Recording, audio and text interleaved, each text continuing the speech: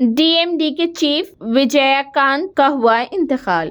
Corona test मुस्बत आने के बाद वेंटिलेटर पर डीएमडी के चीफ विजयकांत की हुई मौत। अदाकार से सियासतदान बने विजयकांत की जुमेरात को मौत हो गई है। वो कोरोना पॉजिटिव पाए गए थे। उसके बाद सांस लेने में दुश्वारी के बाद उन्हें चेन्नई के एक हॉस्पिटल में वेंटिलेटर पर रखा गया था। खबर रसा एजेंसी पीटीआई ने हॉस्पिटल जराये के हवाले से ये इत्तला दी है। बताया जा रहा है कि डीएमडी के पार्टी के बानी विजयकांत को चेन्नई के MIOT हॉस्पिटल में दाखिल कराया गया था। यहीं उन्होंने आखिरी सांस ली। उनकी मौत के बाद हॉस्पिटल के बाहर सिक्योरिटी बढ़ा दी गई है। 2005 में तश्कील दी थी डीएमडी के अदाकार विजयकांत ने 2005 में डीएमडी के बनाई। डीएमडी के तमिलनाडु में 2011 से 2016 तक अहम अपोजिशन पार्टी थी और विजयकांत असेंबली में अपोजिशन लीडर थे। 2006 में विजयकांत की पार्टी डीएमडी के ने